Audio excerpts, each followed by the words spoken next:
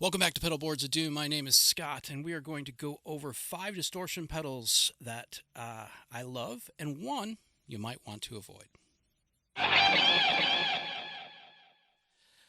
Let's start with the Boss DS1. This is a pedal everybody should have at least once in their life, and pretty much almost anybody over a certain age has definitely owned this pedal. There's a favorite of Joe Satriani. It was a favorite of Steve Vai. Steve Vai's Gemini pedal is actually modded after this.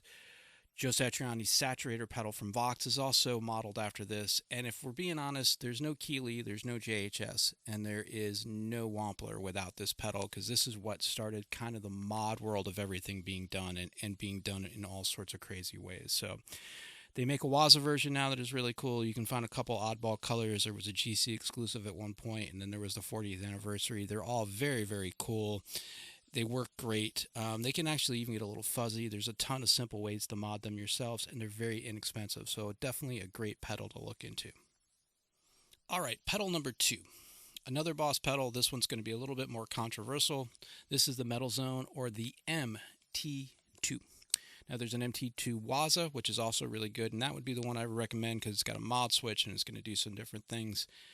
Where people got this pedal wrong is this is really almost a preamp pedal. It's got a heavy-duty parametric EQ that you can use, and you actually can do quite a bit of stuff with that. You can make it a little bit fuzzy, you can do different stuff, but you can also use it into a power amp itself or into the power amp in of any tube amp and get that tube warmth and get that big crazy sound and have another group of sounds to choose from. Very overlooked pedal in that aspect. It became a meme, and everything that becomes a meme is automatically garbage, but this is a really great pedal for a lot of things. All right, next up is the Tonx, and this is the Tonx 1. This is the little guy. Now you're probably thinking to yourself, wait a minute, that's an amp. It does reverb, it has compression, it can have a pedal. Yes, it can do all that. It can be an interface, it can do all sorts of stuff, but it can be used the way that I'm using it. So I have the big Tonx, and this goes in front of it so that I have 2 overdrive pedals. One side is a Klon, the other side is an 808. And so then I have this to go into the pedals, the big pedal, the Tonx itself, and I can control different things. Plus, I need to take something on the fly. This is simple. It has USB-C, so it's very easy to power. It can act as a small portable interface if I ever need one.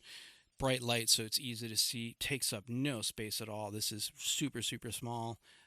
Could be a little pricey if you're just getting it to be a distortion pedal, but it does so many other things, so definitely a cool find on that end.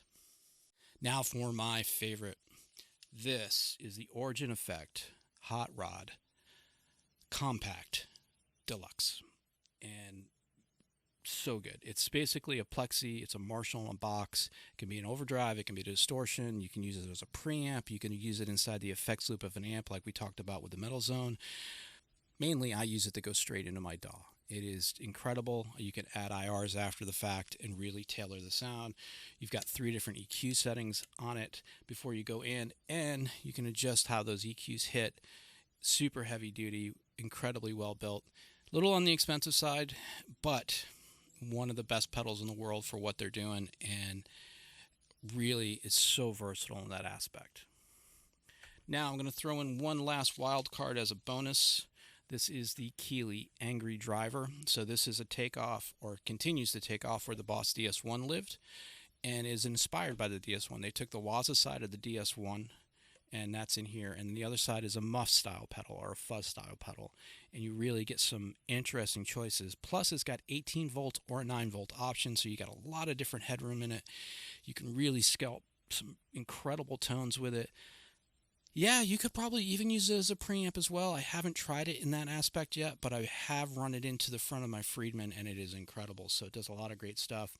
4 switches gives you completely 4 different sounds, so you can make it a DS1, you can make it a fuzz, you can make it a fuzz with a DS1, or a DS1 with a fuzz. Really, really cool. All right, so now the one pedal, quote unquote, to avoid.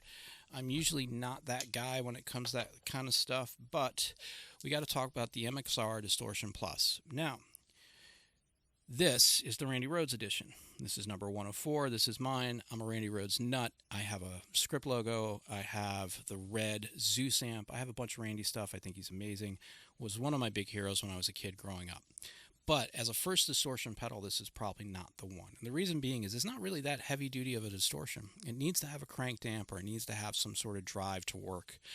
And honestly, we all thought we were going to get this and sound like Randy, and that's not the way it works. Now, before the keyboard warriors get nuts and go, well, that doesn't work with any pedal, you're correct. But we really believed it. And the only way to get this to get the Randy style sounds is to go into a driven amp and have an EQ pedal after it. And the EQ will sculpt the sound that's going to be close to Randy's sound. And honestly, if we're going to chase Randy's sound, we're going to do it off the live album. That's the one where his sound is really, really good. I don't think he had a bad sound on the records. I just don't think they were produced very well. But the live sound was amazing. So probably wouldn't do this as your first pedal. I love Dunlop. Everybody at Dunlop is amazing to me, so I'm not trashing the pedal, I promise. What I'm telling you is this shouldn't be your first one. All right, that wraps it up. I hope you enjoyed my first video for Pedalboards of Doom. My name is Scott Gailor. Please like, subscribe, share, comment, all that good stuff, and I will talk to you all very, very soon. Peace.